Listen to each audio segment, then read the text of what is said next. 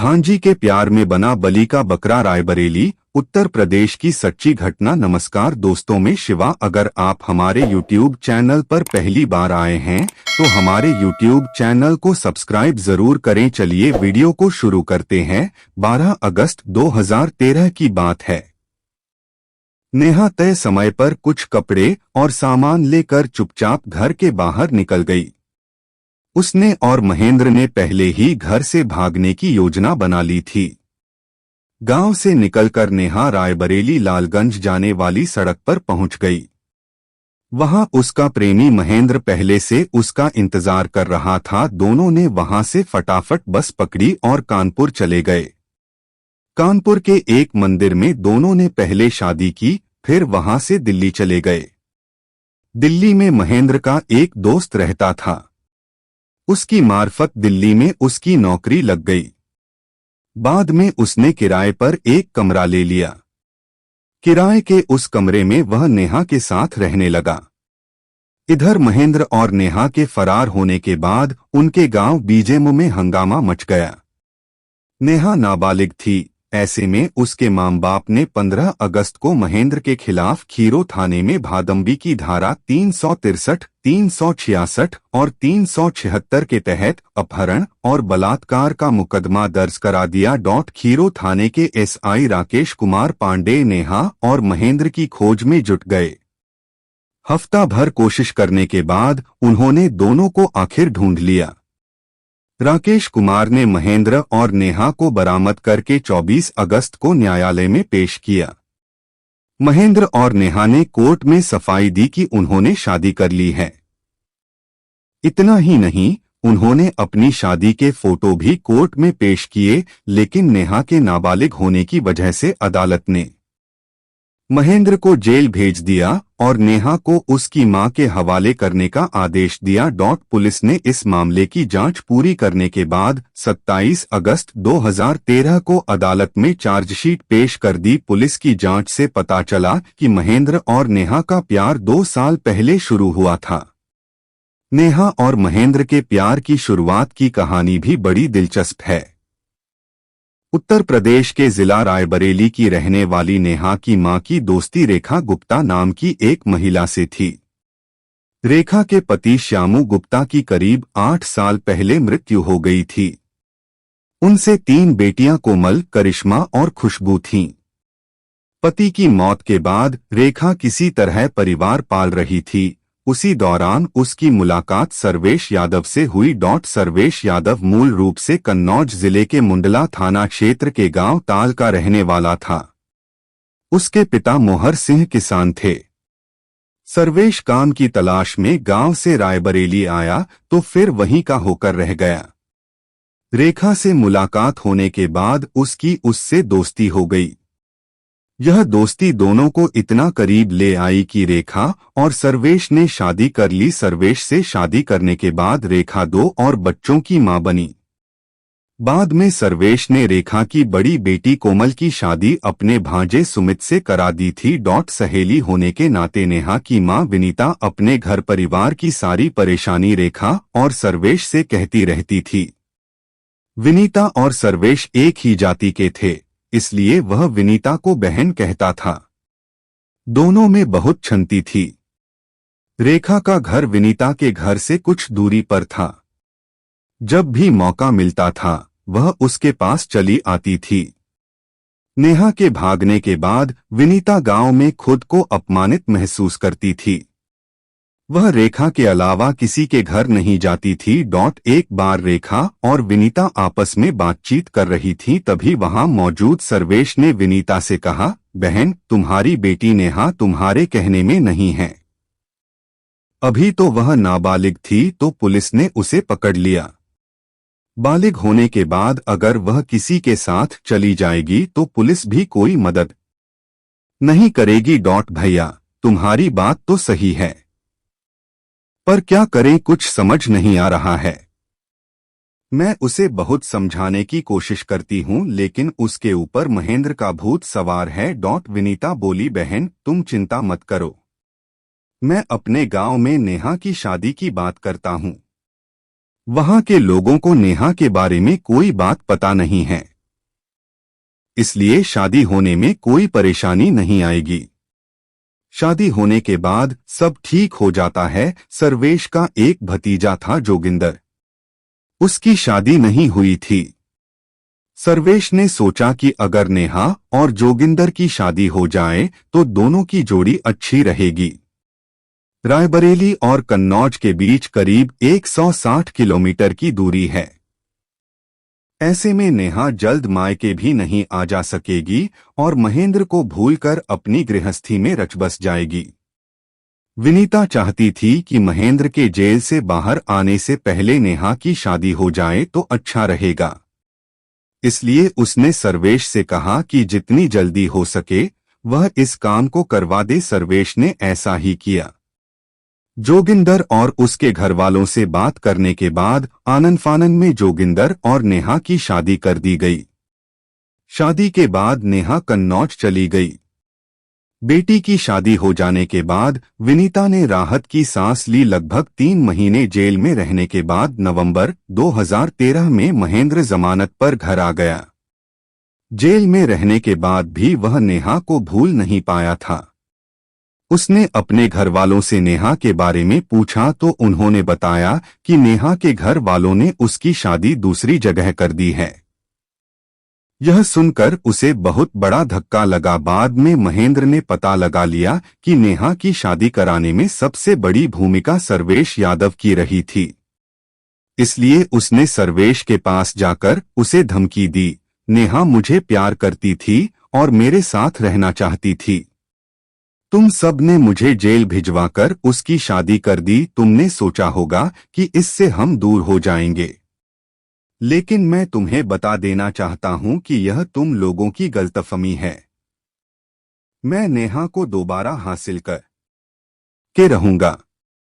जिसने भी नेहा को मुझसे अलग करने का काम किया है, मैं उसे सबक सिखाकर रहूंगा। सर्वेश ने महेंद्र से उलझना ठीक नहीं समझा। उसके जाने के बाद वह अपने काम में लग गया। उधर महेंद्र इस कोशिश में लग गया कि किसी तरह उसकी एक बार नेहा से बात हो जाए। वह उससे जानना चाहता था कि शादी के बाद भी वह उसके साथ रहना चाहती है या नहीं। यदि वह उसे अब भी चाहती है तो वह उसे लेकर कहीं दूर चला जाएगा। महेंद्र यह बात अच्छी तरह जानता था कि अब तक नेहा बालिग हो चुकी है। ऐसे में अब अगर वह अपनी मर्जी से उसके साथ जाएगी तो पुलिस भी उसे फिर से जेल नहीं भेज पाएगी। कुछ समय बाद महेंद्र को किसी तरह नेहा का मोबाइल नंबर मिल गया। उसने नेहा से बात की। महेंद्र के जेल से आने की बात सुनकर नेहा खुश हो गई। आपसी गिले शिकवे दूर करने के बाद नेहा ने उसे बताया, घर वालों ने मेरी शादी जबरन कराई है। मैं अब भी तुम्हारे साथ रहना चाहती हूँ, लेकिन अब इतनी दूर हूँ कि मिलना भी संभव नहीं है। प्रेमिका की बात सुनकर महेंद्र का दिल बाग बाग हो गया। इसके बाद दोनों ने आगे की रणनीति बनाई। 8 फरवरी 2014 को नेहा के चचेरे भाई पवन की शादी थी। नेहा ने महेंद्र से कहा कि मैं उसकी शादी में शामिल होने के लिए गांव आऊंगी, तब तुमसे मिलूंगी। बस नेहा, एक बार तुम मेरे पास आ जाओ, इसके बाद मैं तुम्हें कभी भी दूर नहीं जाने दूंगा। तुम्हें लेकर इतनी दूर चला जाऊंगा कि किसी को पता तक नहीं चलेगा। महेंद्र ने कहा।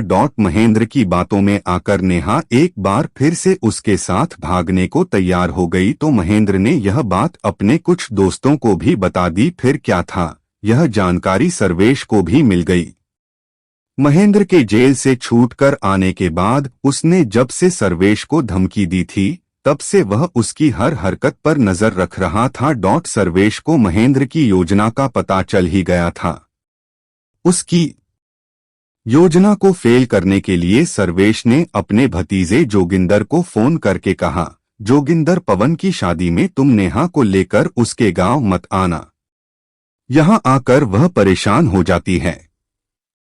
अपनी मां, घर परिवार के मोह में वह यहां आना चाहती है। भतीजे से बात करने के बाद सर्वेश को लगा कि जब नेहा यहां आएगी ही नहीं तो महेंद्र कुछ नहीं कर सकेगा। यही नहीं, सर्वेश ने जोगिंदर से कहकर नेहा का मोबाइल नंबर भी बदलवा दिया। ताकि महेंद्र उससे दोबारा बात न कर सके। यह बात जब महेंद्र को पता चली तो उसे शक हो गया कि यह सब सर्वेश ने ही कराया होगा। वह सर्वेश के पास पहुंच गया और आग बबूला होते हुए बोला, मैंने तुमसे कहा था कि तुम मेरे बीच में मत आओ, लेकिन तुम नहीं माने। अब इसका खामियाजा भुगतने को तैयार रहो। 27 मार्च 2014 की रात को सर्वेश अपने घर के बाहर दरवाजे पर सो रहा था। आधी रात को अचानक उसके चीखने की आवाजें आने लगीं। आवाज सुनकर उसकी पत्नी रेखा भागकर बाहर आई तो सर्वेश का गला कटा हुआ था। पति की हालत देखकर वह जोर जोर से रोने लगी। उसकी आवाज सुनकर गांव के दूसरे लोग भी वहां आ गए। लोगों को इस बात की हैरानी हो रही थी कि इस तरह गला रेत कर सर्वेश की हत्या किसने कर दी। सूचना मिलने पर थाना खीरों की पुलिस भी वहां पहुंच गई। पुलिस रेखा और अन्य लोगों से पूछताछ करने लगी।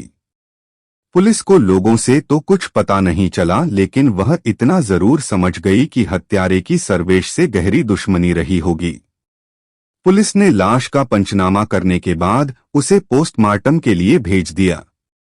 पुलिस ने रेखा की तरफ से अज्ञात लोगों के खिलाफ हत्या का मुकदमा दर्ज करके तहकीकात शुरू कर दी। पुलिस अधीक्षक राजेश कुमार पांडे ने खीरों के थाना प्रभारी विद्यासागर पाल को जल्द से जल्द इस मामले का पर्दाफाश करने के आदेश दिए। थाना प्रभारी ने रेखा से बात की तो उसने बताया कि उनकी वैसे तो किसी से भी कोई दुश्मनी वगैरह नहीं थी, लेकिन महेंद्र कई बार दरवाजे पर आकर धमकी दे गया था।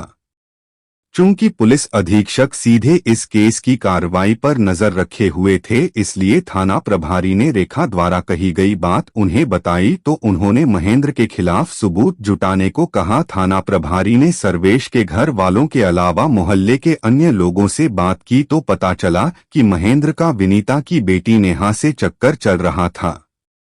अपने और नेहा के बीच में वह सर्वेश को रोढ़ा मानता था। लोगों से की गई बात के बाद थाना प्रभारी को भी महेंद्र पर शक होने लगा। एसपी के आदेश पर खीरों थाने की पुलिस महेंद्र के पीछे लग गई। घटना के 3 दिन बाद 31 मार्च 2014 को मुखबिर की सूचना पर एसआई राकेश कुमार पांडे, कांस्टेबल सुरेश चंद्र सोनकर, गोविंद और कमरुज्जमा अंसारी ने महेंद्र को हिरासत में ले लिया। थाने लाकर जब उससे पूछताछ की गई तो उसने आसानी से स्वीकार कर लिया कि उसने ही सर्वेश की हत्या की थी। महेंद्र ने पुलिस को बताया कि वह नेहा से बहुत प्यार करता था। उसके लिए वह जेल भी गया था। इस बीच नेहा की शादी जोगिंदर से हो जरूर गई थी, लेकिन उसके जेल से लौटने के बाद भी नेहा पति को छोड़ उसके साथ ही रहना चाहती थी। सर्वेश उसकी और नेहा की राह में रोड़ा बनकर बार बार आ रहा था।